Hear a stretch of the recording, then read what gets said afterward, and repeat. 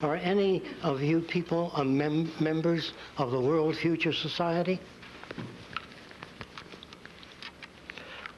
I'm sure most of you heard of Arthur C. Clarke.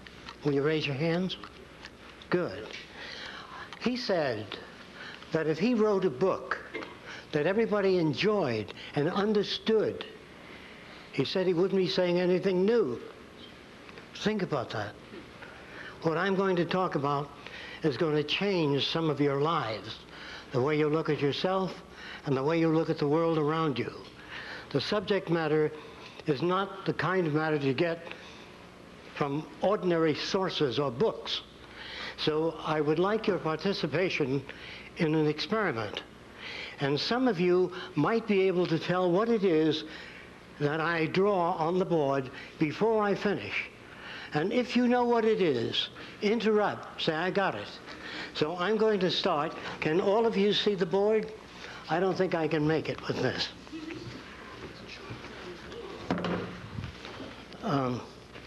Can all of you see the board? Can you hear me all right? Okay. The minute you know what it is, interrupt.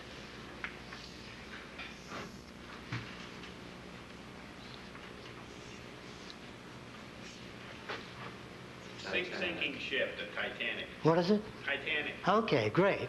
Now, if he didn't call that, remember there's no ship there at all. There was enough bits for his associative memory to put that together. Now, you know that's not a ship. Now, what is this?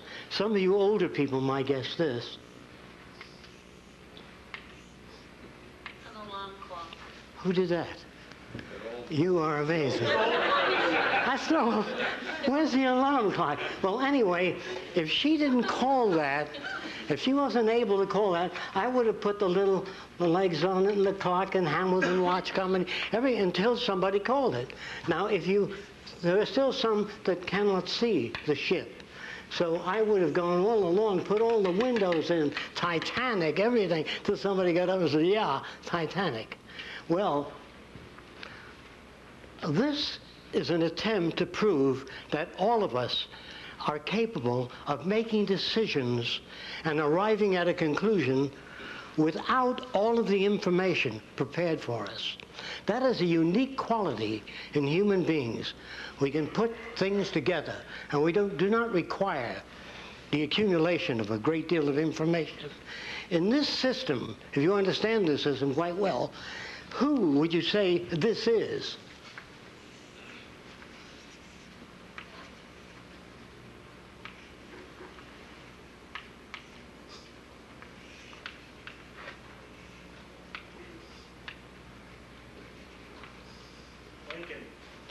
Who said that? Who said that? Lincoln. I don't see Lincoln, but it's Lincoln. It would have been Abraham Lincoln. When I got through with it, I would have gone on with a beard and all of the stuff. So this is just to prove that people can put something together. And I'm going to try to explain to you just what creative thinking really is. Now, I'm going to use old language, the language that I use with people who are not familiar with this way of thinking. The old language is that people can think and reason. I do not believe that is possible. I have many inventions. I've worked on many different things. But I do not believe that human beings can think or reason. This is what I do believe. By the way, you don't have to accept anything I say. During the question period, don't be polite. Come at it from all angles. Break it down if you can. This helps me, and it helps you. So when I talk about thinking and reasoning and putting things together, we're talking about the forces that shape human behavior. I believe that all human behavior is lawful. That the reactions and values that all people have are perfectly lawful to the environment that they come from. So every human being is perfectly well adjusted from where they are coming from their background and experience. If you, as a baby, were raised by the Seminole Indians, you would behave, if you never saw anything else, like a Seminole Indian. And if you were brought up in any other Indian group and you had feathers in your head, in your hat, in your headgear, and you were dancing around the fire, and I walked over and said, "That's ridiculous. What are you dancing around the fire with the feathers for?" You don't take your hat, throw it on the ground, and say, "You know, I never thought of it that way." We can't do that. We're victims of culture. We look at the world with our background. We have no other way of doing it. Psychology is kind of a rudimentary form today, an attempt to grasp at the factors that shape human behavior, the factors that are responsible for the way we look at ourselves, other people, and the way we behave, or, if you wish, misbehave. I don't believe that any human being misbehaves. They use whatever tools they know of, whatever tools they're familiar with. Language is a tool. If someone were to show you a picture of an airplane, what appeared to be an airplane, without wings, well, people look at it and they stand back and they say, "It'll never fly." But they don't say, "How do you propose to lift off the ground without wings?" That's the key to communication. Now, a very famous scientist, deceased now, tried to get the government and people to put up sufficient funds to monitor outer space, to try to make contact with extraterrestrial life. I want to try to say this to you and think about what I say. Toss it around. I'm using the old language because you're not that familiar with these values.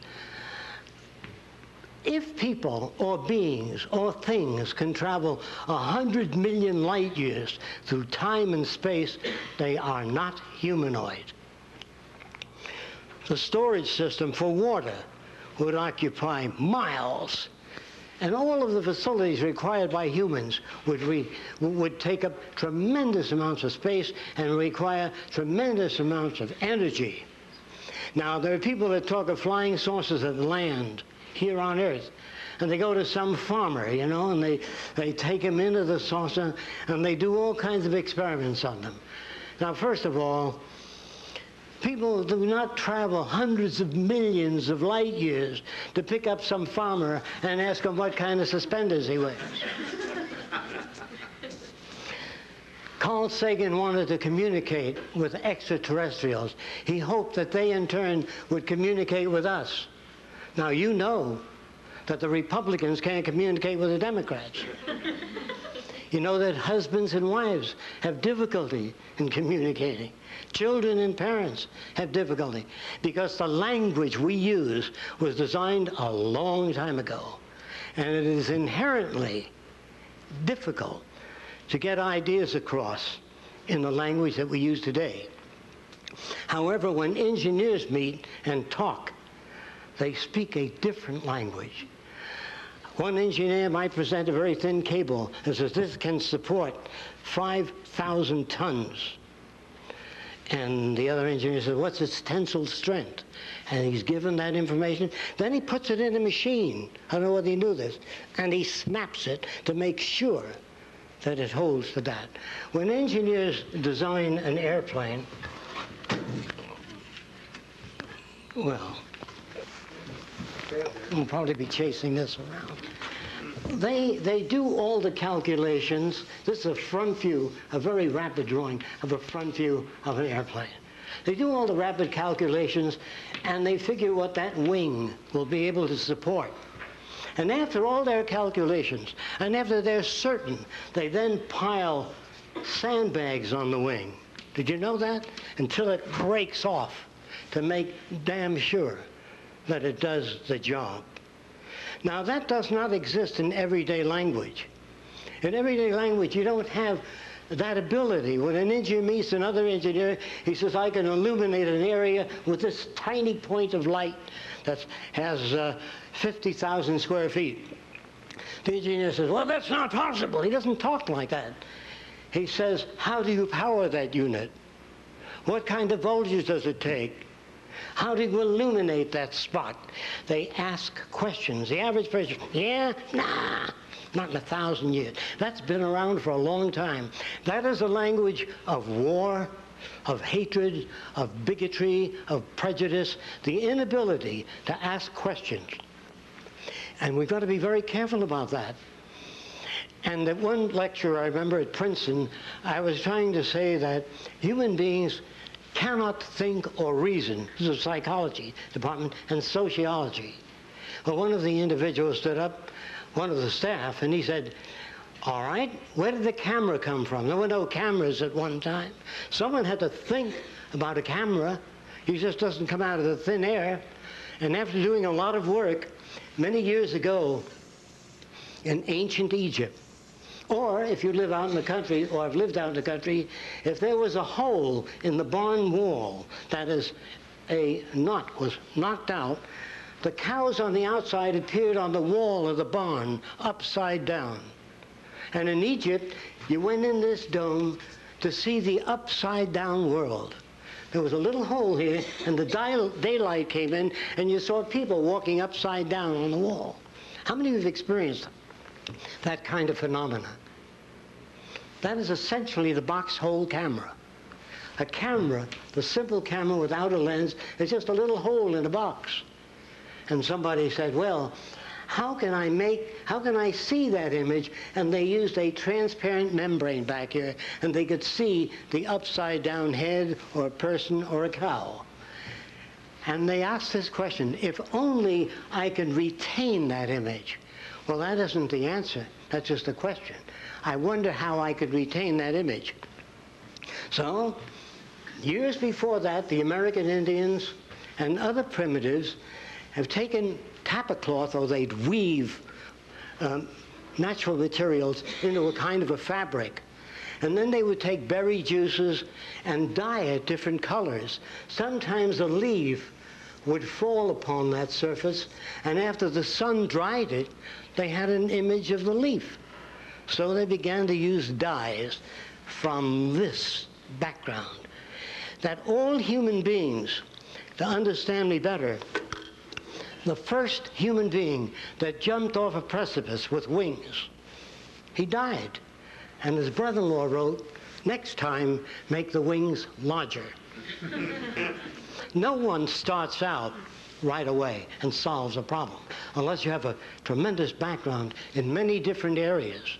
Well, the next guy that jumped off, he jumped off with the larger wings. And he flew a little, and then they went. And the old fisherman said, you got to brace them wings, like a boat, like a mast. They're not going to hold, so they braced it. And then they jumped off the precipice, this individual, and he flew, and he hit a tree. And he hurt his leg real badly. And his wife said, you know, John, a fish has a rudder. Good point.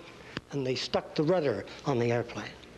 No one ever sat down and invented a television set, an airplane, the electric light, wireless. None of that came about by men walking in deep concentration. And then through some ethereal substance, bingo, the idea is formulated. It doesn't work that way. It's hard work. And I make more mistakes than anybody I know, because I try more things. There's nothing wrong with building something and finding out that it doesn't work. This is where you get your experience. There's nothing wrong with criticism. I remember the first model airplanes I built went nosing into the ground, and I was ashamed of them. And a young engineer told me that my center of gravity had to be corrected. That is, move the wing forward. And so all of us stand on the shoulders of one another, and we shape the future. Another question that was asked, well, somebody had to invent the bow and arrow. Somebody had to think of it. It just didn't come out of nowhere. Well, I talked to many Indians, and after talking to many Indians, this is when I found out that Indians used to skin animals, and this is a lousy drawing of the skin of an animal stretched out in the sun. When the Indians got back, the skin was half the size. It shrunk and became thicker. And they didn't like that at all. So they cut leather into strips, thin strips. And they took an existing frame and they tied that skin to the frame. Some of you may have seen this. With lace of leather all the way on, prevented from shrinking. But when they cut the strips of leather and put them out in the sun, they shrunk and became fat and short. And they were displeased with that. After many, many years, one Indian tied that strand of leather to a piece of wood, a stick. He split the top, tied a knot, and tied the leather to the stick. When he came back, hoping that it would dry and not shrink, the stick took this form. It was bent. He plucked that in and went, bong. Well, and after many years, somebody took another piece of wood, put it in and pulled the string, and off it went. Well, if man can't think or reason, where did the movie camera come from? Somebody had to think of that. It doesn't exist out there. Well, here's where it came from. Many, many years ago, thousands of years ago, in China, they used to take a candle and they'd take some bamboo paper at the time and put it in front of the candle, and then they'd cut out a little figurine of a human being and put the candle behind it. And as the candle undulated, the little person would dance, and they'd play music. That was the beginning. How did that happen? Some guy had a candle and a piece of paper, and he just happened to be behind it, and his finger appeared to move on the screen. And so he extracted or built upon that phenomena. Then later, something interesting occurred. The Chinese used to take these tremendous scrolls and open them up. Well, they then later taped, or they wired, or they used gut and tied many pages together and built a kind of a pad.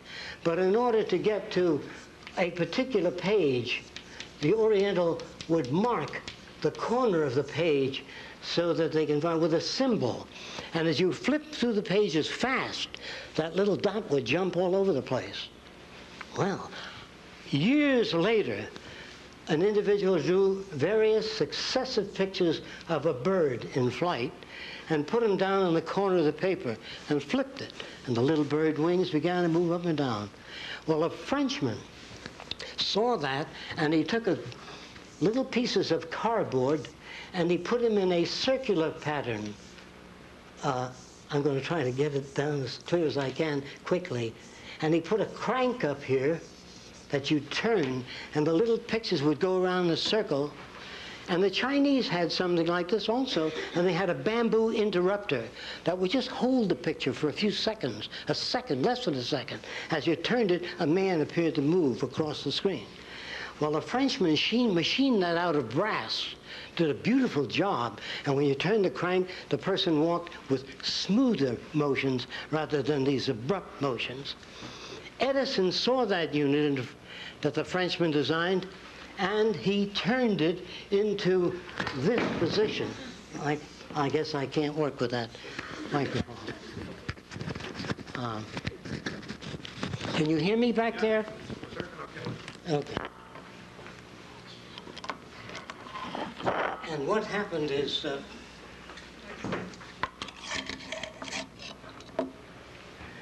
he turned it into a vertical position, and all the pictures were set in a circular fashion. And you turn the crank here. Excuse me. They won't get the audio on the camera. Oh, I'm sorry. Why don't you just put it in your pocket or something? I'll try. Or hook it to your waist. Slip it in your pocket. Thanks. Roxanne is my associate. She works on all the buildings and all the things that we've developed in the Venus Project, which I'll talk to you about later. And Edison purchased this, put a magnifying glass in front of it, and you put a nickel in, and you turn the crank, and you saw people moving. A bunch of still photographs. It was a long, slow process. No individual invented the camera. A little bit here, a little there, added to that, and eventually the Wright brothers read about experimental aircraft, where thousands of people died trying to develop a flying machine. And after picking up bits of this information, including man-carrying kites from China thousands of years ago, and they built the first flying machine. And they were called the father of flight. Again, there's no father of anything. You may take an idea so far, you add to it, and gradually it's built up. A genius is a person that has been exposed to many different systems, and therefore they can come up with a wide range of solutions. A man like Leonardo da Vinci, You think that he just evolved out of nothing? He spoke to people that were interested in mechanics in his time. They gathered and they shared ideas, but you only hear of Da Vinci. Unfortunately, guys like Nikola Tesla, Edison, all the great innovators of the past have been influenced by other people. And the mythical structures that we build around inventors, that they inherit special abilities, they are geniuses, or they're in tune with the infinite mind, and the ideas somehow filter in. Well, this is the kind of nonsense. It's the same story about, is there intelligent life out there? The real question is there intelligent life here? We don't think so, not yet. I'm serious, I'm not kidding. What is intelligence? Well, the ability to reason things out. You can't have that ability unless you've had experience in particular areas.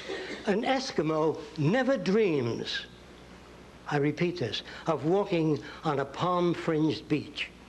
Can you understand that? It is not possible unless he has seen motion pictures or something about the beach. It is not possible for any human being to build a frame of reference of any kind without experience. I know where every invention I ever made came from. I know the influence, the books I've read, the people I've known, everything that shaped those values. And sometimes people say, well, when did you think of that wonderful idea? It was February the 1st? No, it's cumulative bits of information that we put together with experience. So all of the artificial structures and artificiality of all societies, they are all primitive today. They are all backward. The very fact that we use political systems, the very fact that there are Democrats and Republicans and notions about how the world ought to be governed. Now, scientists could not do a thing with that. If you want to put a man on the moon, you have to know what the distance is precisely. You have to know how much material you're lifting up toward the moon. You have to know how much force a human body can stand. Well, to start with, they don't have that information. So they build special devices, a big centrifuge. They put a human being in it, and they whirl it around. They say, how are you doing? And the guy conks out. And they say, well, this is how fast you can rotate certain groups of people. And they build data, and from that data they plan the moon voyage. The question then is, what kind of world do we want? How is it that we want our social system to operate? What makes criminal behavior? What are the factors that make a Jeffrey Dahmer? I'm sure you know who that was. Before Jeffrey, there was Albert Fish. I don't know if any of you remember Albert Fish. Albert Fish was a fine-looking gentleman. He ate 45 children. Well, you wonder, how can anyone do that kind of thing? I'm going to try to give you some idea of the background of Albert Fish. When he was a youngster, about 10 years old, he was touching his private parts. His mother was an old-time Baptist, and she says, you are going straight to hell. You will burn eternally. And that kid, Albert Fish, stuck needles into his genitals because he didn't want to burn in hell. And he took other children into empty lots and cut off their private parts because he wanted to save them. If you're brought up in a distorted environment, which we all live in today, any judge that raps the gavel and says 30 years is an ignoramus because he has no idea of the factors that shape human behavior. When you become aware, if you bring up a healthy boy with about 6 women, and one of the girls says, oh, did I see a gorgeous hat? That boy will pick up the same mannerisms, same facial expressions, and say, oh, I just love that hat.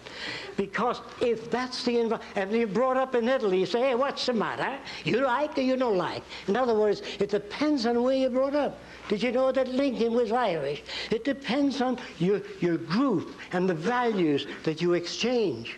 And if you want a world without war, without hatred, without crime, and without stupidity, it can be arranged if you follow this bit. If we consider at some time, which society will at a later time, I hope it would be sooner, that all of the earth become the common heritage of all nations.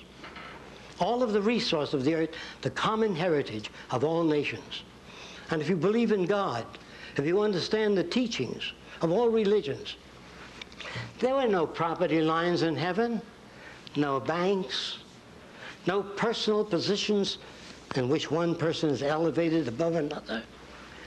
That if the earth were the common heritage of all nations and all of the artificial boundaries removed that separate people, there would be no basis for war, no basis for armament.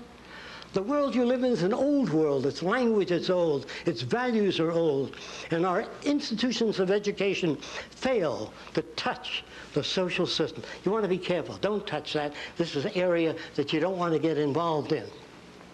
Well, in order for you to grow, in order for you to make the world a better place, you have to face this situation. I don't say that people are going to sit back and do that.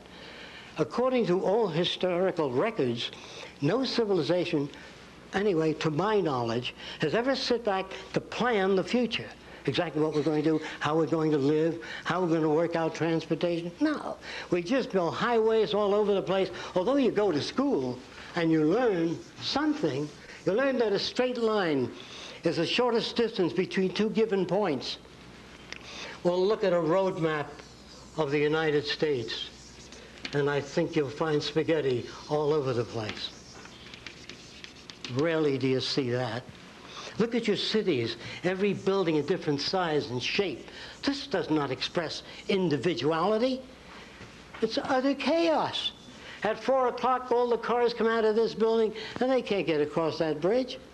So you've got to build another bridge. So you elect people to political office that are totally incompetent. They are neurally bankrupt. I don't care whether you're Democrat or Republican. They don't have the value system to solve these problems that exist. They are not educated in that way. They're brought up with a uniform set of values. And they go out into the world, and this is a sad story of coming events. There are computers today, there are machines in existence today that can handle 500 trillion bits of information per second. No human comes anywhere near that. And you think that in the next 15 or 20 years there's going to be people in government? No way. For example, if you took a group of computers and arranged them in a special fashion and ran the electrical tentacles out to the agricultural belt with probes into the soil, when the water table dropped, that would turn on the pumps and bring the water into the area. If the nutrients changed, it would pump nutrients into the area. What kind of world do you want?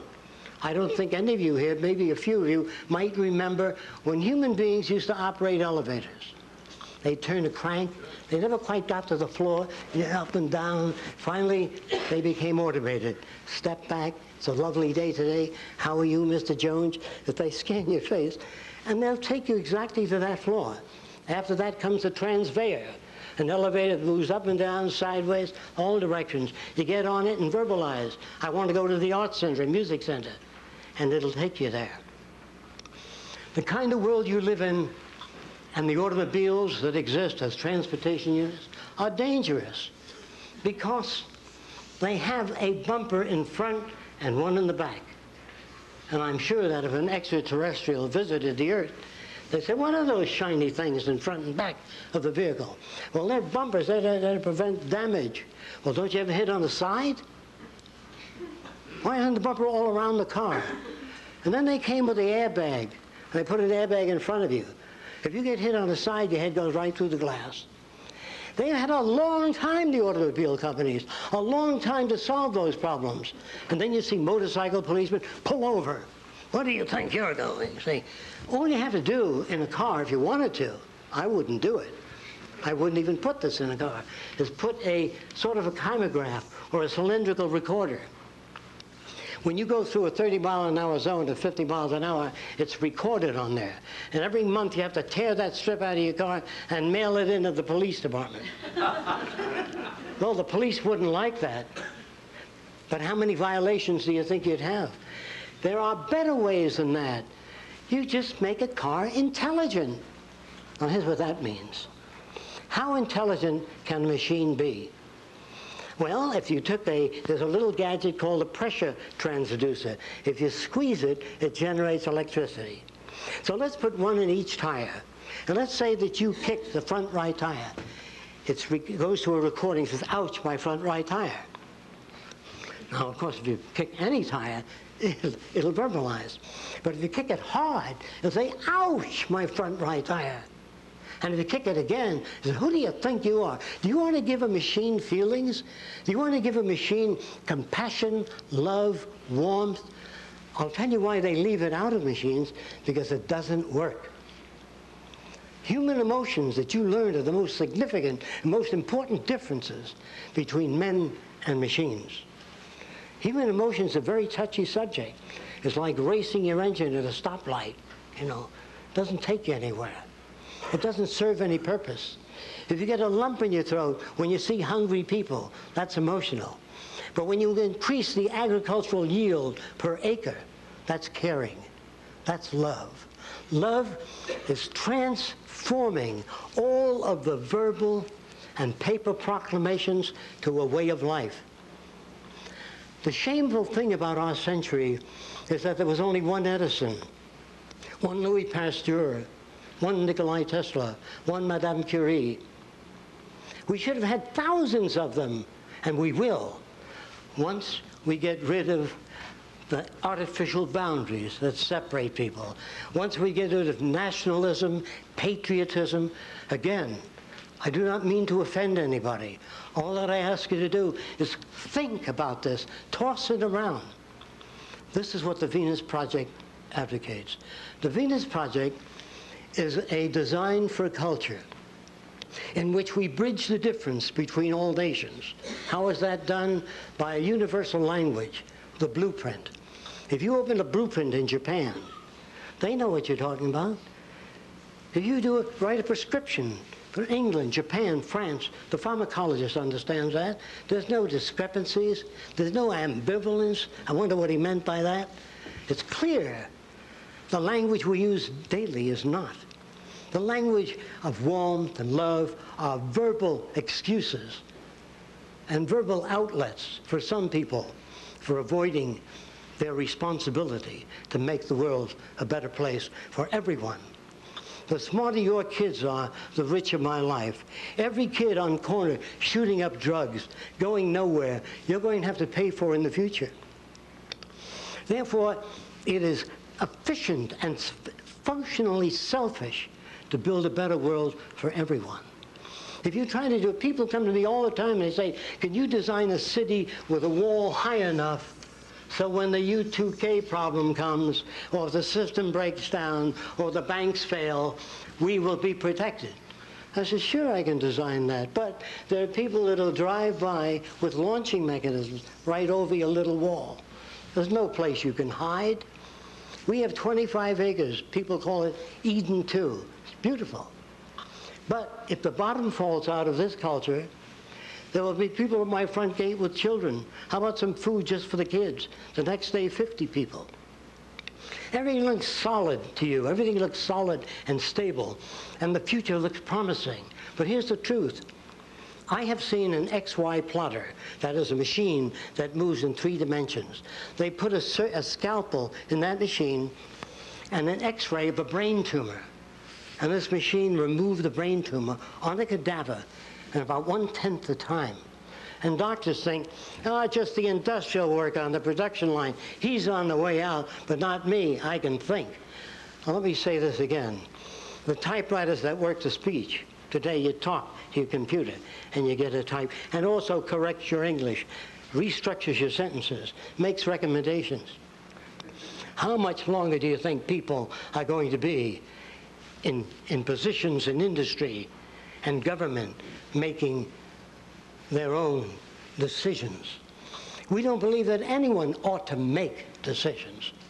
We believe that people ought to arrive at decisions. Now, here's what that means. You go across the country and pick up samples of the soil from all over the nation. You bring it to Central Agriculture, analyze that soil, and then turn to your health department and ask them what people need. Manganese, whatever they need. And what is this soil good for? What should we grow? Tomatoes, and then rotate the crop, move to something else. That's what I mean by surveying the conditions.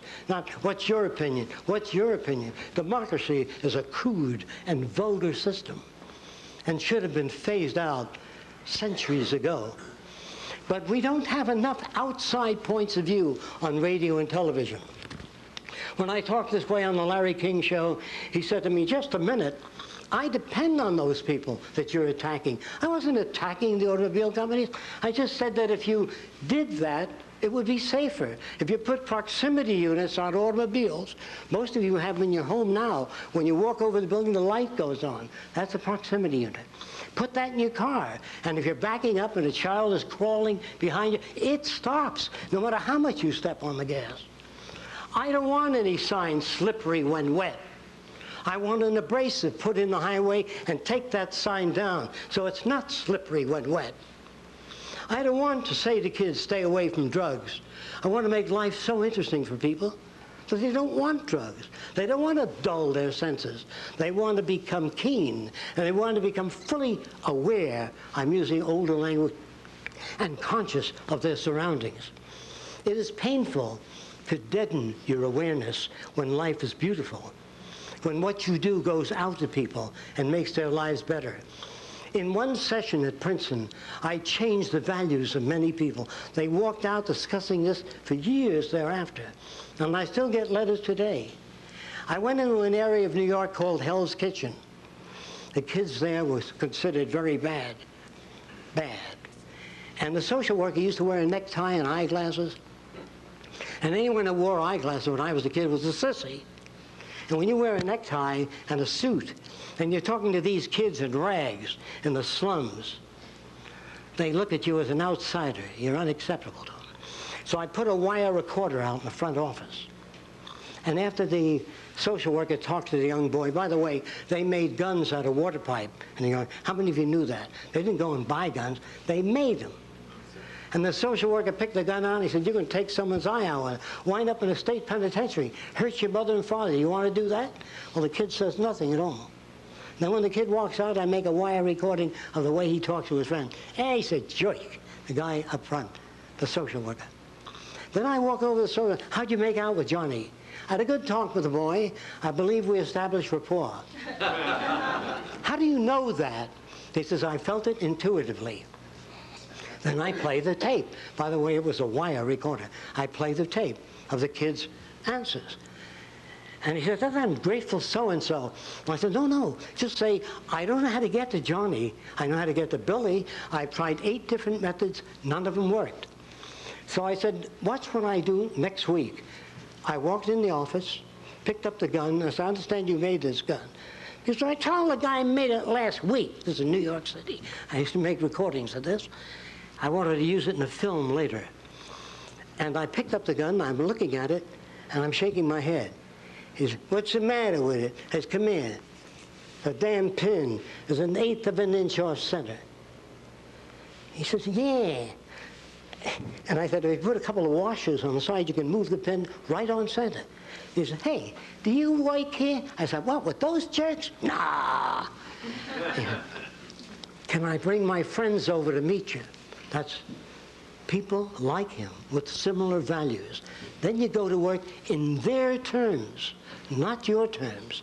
Real psychology has to be related to the real world, not theory, not lab experiments in schools where you're not in touch with people, where you don't get the feel of people, where you don't get the sense of their identification with the world around them. I have changed many of those kids. And I brought a gun in for them to look at and said, I made this gun. Wow, they said. I sure would like to be able to make a gun like that. I said, well, I can help you do it. You can? Well, what do I have to do? I have to learn how to draw a front view of a gun, a side view of a gun. I know I'm going fast and over a lot of drawings. You have to make 3 views to the gun so it can be made. He said, I'm going to learn to do that. So I set them up on a drafting table, and I took them from guns to water skis to other things. Today, a lot of them are engineering draftsmen. Because they told me that the kids, they only had an IQ of 24 or something. You can't get to them. Well, I said to one of these kids with an IQ of 24, suppose you wanted to rob that jewelry store across the way. How would you go about it? Any way at all. Well, I said, I'd throw a bag of fecal matter in there, and the guy gets mad at my friend, he runs over, and I clean off the counter. That's where they live. I suppose you wanted to rob the 3rd story. No ladders, no ropes, no weights. How will you get up to the 3rd story? Well, after several days, one of the youngsters came up with a piece of wood. He didn't even know what a wedge was. You see that hunk of wood? I can stick it in the bricks, and it gets tight no matter how far the bricks are, see, from one another. And I can climb up the god. He didn't use that language. He used much stronger language. I climb up the building and take whatever I want to take. That's how I do it. Well, how do you give people an IQ test that come from a different environment? How do you know what they sense? Do you think that the formalist who tries to structure the nature of intelligence, the nature of creativity, without being creative, can do it? Well, in order to teach children how to become creative, I make a Martian out of rubber with eyes on tentacles and a pointed rear end. And they look at it and they say, nah. And I say to them, what good are 3 eyes or 4 eyes on tentacles? Eventually, we didn't look at the back, the front, the side, the top at the same time. And what if the guy had 6 arms? Well, he can shave, read a book, eat a donut, and drink coffee. Instead of, as we're brought up. If you met a Martian, they had an opening on the ear. So, what's that? Notice the attitude? What is that? Well, if we eat anything that's bad for us, it's ejected right away. Not in your system. It goes through your whole system. So you're taught in medical school how wonderful the human body is. How wonderful it is. This isn't true at all. That you're indoctrinated to a set of values that are unreal. And in order for me to get these ideas out there, it's extremely difficult because we need films, we need equipment in order to do that. What the Venus Project has to offer is a way of life without ambiguity, a language that has a much more precise form of communication, to change the relationship between people, where the male and female are not given separate roles, where the female can say, I want to be a biochemist or a physicist, and she goes that way. When you hand a girl a doll, you're placing a set. You're beginning to manipulate the people. Everybody's afraid of controlling human behavior. You're always controlling behavior. When you pick up your little girl and say, don't play with that little Lutheran boy across the way, see, and you put him down again, or don't talk to that little Catholic girl across the way. Well, you're always indoctrinating children. Who loves you more than anything in the world? The candy store man. No, your mommy and your daddy. See, indoctrination continuously. And then all of us together sing, we are free. Let's go. We are free. So beware. Whenever you hear of freedom and all that sort of thing, watch out. Because a real free society, the closest I've ever come to it was in Polynesia.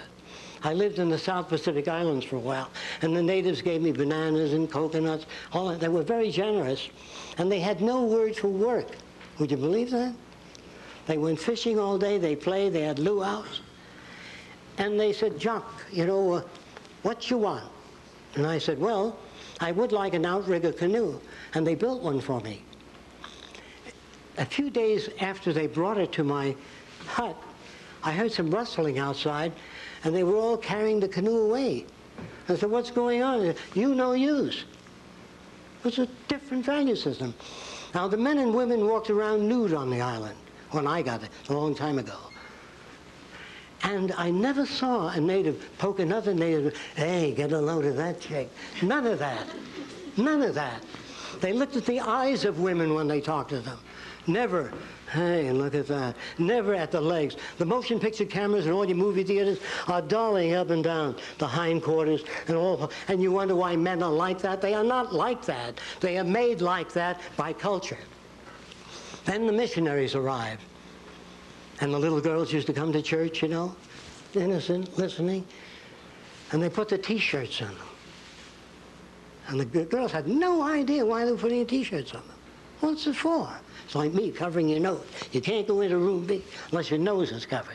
Well, the girls cut 2 holes in the T-shirts and came to church. So we're dealing with many different cultures, subcultures, and values. Our culture, if we are to grow and build a civilization worthy of humankind, we have to have a quantum jump in the way we look at our world, people, and ourselves. The Venus Project is the redesign of a culture in which the elements that comprise the culture are different. For example, our cities are round, not because I like round cities. The city is round. The center of the city has a socially integrated computer. This may be a medical center. This might be an engineering center. And if you work in the medical center, you live in beautiful gardens with running streams and waterfalls. And every district is the same distance from the center. There are no cars in the city. You get on a conveyor and dial where you want to go to. There's no crime in the city. Just before the public library in the United States, people said, well, you can't really do that. The people never bring back the books. They'll keep them. They won't return them. Of course, all that was incorrect. I want to build a library where any child can walk in, check out a camera, check out art materials, check out water skis, make things available. People don't steal. No one's going to hit you on the head to take your watch off if it's available. Well, how are you going to pay for this central library that gives children these things for nothing? Well, it cost about $50,000 to keep a kid in jail 1 year. An adult, $75,000 a year. Food, clothing, shelter, dental care. Isn't it easier to do it in a different way? I would love to go to Mexico and say, what's your problem? They say, well, senor, we don't have the modern machinery you have. Give them modern machinery. Build schools for them. And they won't be coming over the border. What makes them come over the border? Hunger, lack of employment. They say, oh, it's the goddamn Mexicans, you know what I like. Oh, there's nothing like that. Everything is shoved by something else. You are told that a tree falls over. You are told that a sailboat sails. A sailboat cannot sail unless acted upon by a resident force called the wind. A tree does not fall. If it rains and it's asymmetric and the soil becomes loose, gravity does the rest. The tree doesn't fall. Plants do not grow. They require radiant energy, nutrients, water. Stop any of those things and the plant stops. Human beings are not self-operating entities. We are operated by many resident forces. Of course, many of us are not aware of that. It looks like we're perfectly free, making our own decisions. I know I think for myself. I'm sure you do. That's an illusion. Because if you're brought up to believe in the Kennedy rocker, you want one for your home. It'll injure your back, distort your anatomy. But Kennedy had one like that, and I want one like that. When you break the patterns that have been established by existing society, you begin to move people in a new direction. I admit I could get up here and give a very pleasant lecture of how wonderful everything will be in the future. A helicopter in every garage, you know, a house in suburbia, another on the beach, maybe one in Hawaii. This is the future. That is not the future. Those are the illusion generators, and there are lots of them.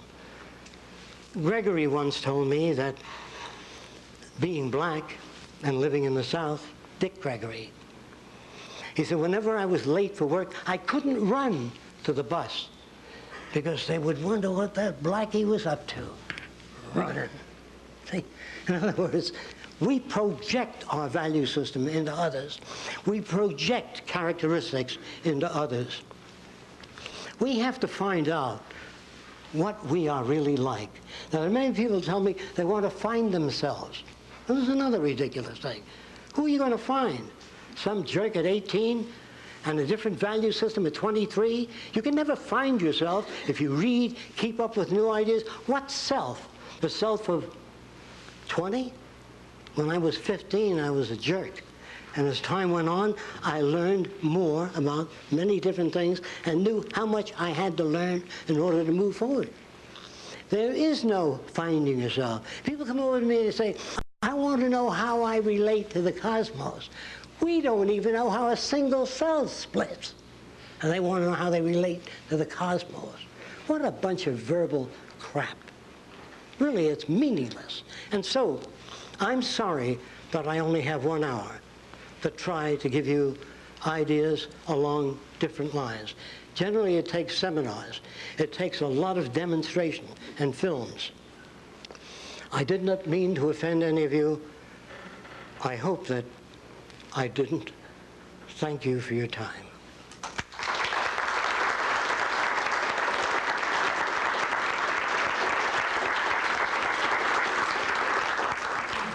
I'm sure the audience has some questions. Fire away. Yes. I teach middle school kids. What do you see? I'm a little hard of hearing. I'm sorry about that. I teach middle school kids, and I wondered some of your philosophies of education. Okay. In that Got the applies point. to you. For example, in our city design, we have big lakes. We've made all these lakes. They exist. It's real. We have modern structures there, all different. Roxanne said to me, my associate, she said, Jacque, I just don't want to draw pretty pictures of buildings. I want to build them. I want to make them. And she did all the cement work. And one day she came over and she said, how about a swimming pool? And she was with a girlfriend. I said, when do you girls want to start? Well, we never built a pool. They built it in 2 weeks, a beautiful pool. We'll show you pictures of it. And so we built a big lake in the city. And there's a hill in the middle of the lake, about 80 feet up out of the water. And on top of the hill is a craft shop where children can build anything they want to build. But in order to get there, you got to get in a boat and row it. Instead of lining them up and say, come on, everybody together, forward, backward now. Arrange the environment so you have to row to get to the hill. You have to climb the hill to get to the craft shop. And an automobile or anything you build will not go together unless 4 children pick up the car and the others put the wheels on. Instead of saying, I want you people to work together and cooperate and stop fighting, arrange things so that it works that way. That's what nature does. When a fox, a baby fox, sees a porcupine, and says, wait, no, what have we here? He says, I don't know. And he gets close to the porcupine. Finally, he gets a quill, and he stays away from the porcupine.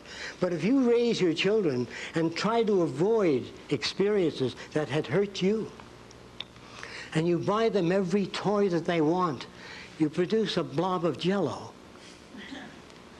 Some degree of challenge, some degree of stress is necessary. And so we build an environment, try to answer your question, with the elements so arranged as to produce what you call creativity. Can I give you one more bit on that? All right. Is there anyone else interested in creativity in children? You raise your hands? Okay. What we do is I ask a child to make a drawing. Anything they want to draw, and this is what they usually do. Can everybody see the blackboard? Well, I'll draw it up here. They draw something like this. I'm talking about 4- and 5-year-olds. And then they draw something like this. And then most of them do something like this. I'm sure you've all seen those drawings. In fact, I'm sure many of you draw that way today. Yeah. And so the teacher gives them some crayon, and they color it, and she hangs it up. This is little Billy's drawing. But when she tells Billy that this is the way we spell cat, and Billy says, I see, and he comes back with something like this. Can you see that? The teacher says, that's wrong. That isn't wrong. Most of it is appropriate. It's just this that we change. So I say very close. We just substitute this with something like this. And then the child comes back again with something like this. I say, much closer, much better. Only we turn this around so you can put the A inside of it. Say whatever you have to say to get the idea across. Instead of saying, well, that isn't what I told you. Well, you're just using that child as an outlet for insufficiency. Then I do this with the children. I have them draw the letter T. And I say, which one of these look like a peach pit? The child generally picks this. I say, those of you back there, I'm sure you can't see that, and the blackboard is fully cluttered, and I don't have, here, I'll try to clear an area where most of you can see. The child draws the letter T, and he draws a peach pit in the middle. Then he draws one peach pit here and one there, and he takes out the middle peach pit. Then I say, what is this? They say, that's a bunch of birdies flying. I said, good. You move down a peach pit and a half and draw the letter V upside down. And the child draws the letter V upside down. Then he draws a birdie under the V, one peach pit down, like this. And then he joins another birdie to that and a half round beneath that and one peach pit above. He does this. And then I say to the child, what is this? That's a heart. I said, good. Half a heart from the top of the eyebrow to the bottom of the nose. And they move from that offensive drawing made by the child to this in less than a half hour. And I'm talking about 5- and 6-year-olds moving into this realm, drawing sports cars, turning them around. And we give them crayon and chalk because we want them to bring out their artistic ability. You can't bring out anything if there's no basis or structure for it. If you sit in the woods and meditate on your navel for 3 years, you'll have a tremendously clear picture of the navel and nothing more. So you have to work to get information. You have to arrange things so that it generates what you call creativity. Now, a psychologist in one session said that, well, I know 2 children that came from the same environment, and if environment is everything, one turned out to be a gangster, the other a minister. If environment is everything, how do you get those differences? The minute you pick up one child and start playing with it, and the other stands there with that lip out, you're making jealousy and envy. There's no such thing as the same environment. So when I pick up my little girl, I pick up my older little boy. You never work with one child. Why can't you keep your area clean? Your brother does all the time. You leave all your things around. Well, when he trips and falls down the stairs, his brother smiles, an inhibited smile, of course. But he does smile. So we build these artificialities in the world we live in today. We've got to interfere and change things. Those of you that would like to know more about the Venus Project, we have a video, a tape, and a book introducing the basic conceptual layout of what it's about. Any other questions? I can't go into more detail. Yes?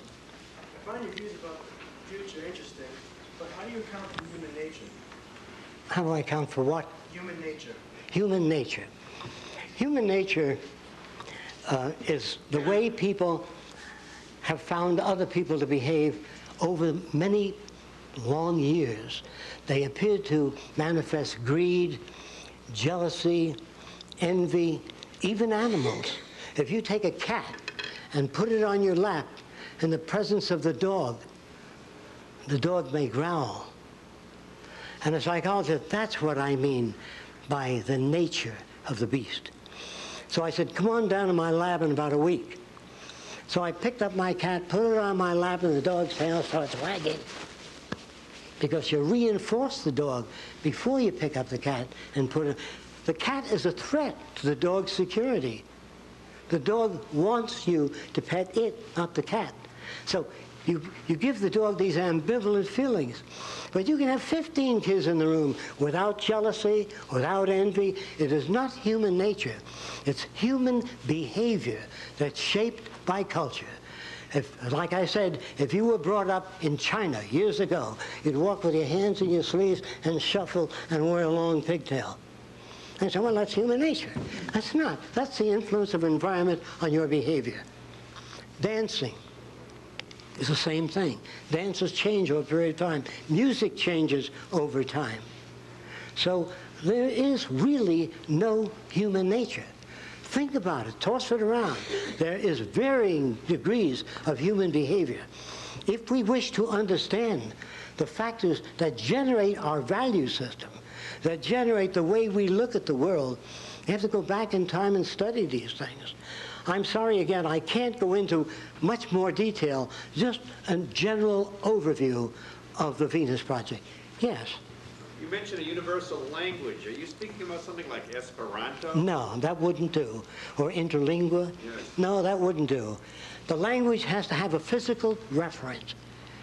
In other words, that means that, suppose we took some tungsten and hit it with high-pitched sound, and bouncing off that tungsten, a pattern occurred on a screen that looked like that. Now, this was the nickel, and this is the iron, and we learned how to chart that pattern. When you wrote tungsten, you do this in the future. So it's always like chemistry, like a pharmacologist reads a prescription, assuming the doctor's handwriting is good. Looks at that prescription, and it turns out the same product. We don't want individuality in that area. We want uniformity. Is there a place for individuality? You know, in the next few years, the word individuality will go the way all the other crude and vulgar terms went. Individuality, when you buy a Mercedes, if you can afford it, and you turn the key, you want it to start, not sometimes, all the time. And when you turn, you want it to turn. And when you put the brakes on, you want it to stop. So it's called quality control. Variations in human behavior, which we call individuality today, is poor quality control. In the future, the question of people, then wouldn't everybody be uniform then? Well, the question of uniformity is essentially this. They will uniformly like anyone they meet, uniformly share ideas and resources, uniformly share knowledge with everyone else, and uniformly courteous to everyone else. That's the only kind of uniformity. As far as the accumulation of wealth, property, and power, this will be considered part of the age of the Bulgarians. To us, this is all normal. This is a thing to do, to become successful. Well, in my early days, I wanted to be successful, and a company came to me and he said, we have a bunch of Mexican women and Indian women that sit at a conveyor belt, and they pick the black beans, and they pick the white beans, throw them in another box, and they said, can you improve that? I said, how far do you want to go? How many beans can you deliver? So what I did in the early days is I built a big bicycle wheel with hollow spokes that turned like an airplane propeller into a vat of beans, sucking up one bean to each vacuum tube. And then there was a photoelectric cell here. If the bean was black, it tripped it with a wire. And as you sit and watch, those beans went up like this in the big vat. And in 8 hours, we did the work that 50 women took 3 months to do. Now, I would like my machines to come in, but I would like them to get a shorter workday, an increase in purchasing power. If machines do not improve the lives of people that work in automobile factories, if they're automated out of existence, so will you be automated out of existence. All of us can be automated out. Roxanne recently had some area, she does architectural renderings, site plans. There are machines that do that some years ago. CAD. There are machines today that make models. If you take a vase and put it on the table and it's scanned, they have a laser beam that penetrates a fluid and solidifies that fluid in the exact shape of that vase. You can do it to England, China, anywhere in the world. And I want to repeat this. Machines today, that is 3 months ago, could handle 500 trillion bits of information per second. I don't care how many humans you get together, there's no place for human behavior in the next 20 years. There's no place for human participation in the next 20 years, or maybe less. No one can predict the future precisely. I am not gentle. I don't pull my punches. I can't afford it. I respect you. I like you too much. I would rather tell you things as they are, not generate additional illusions.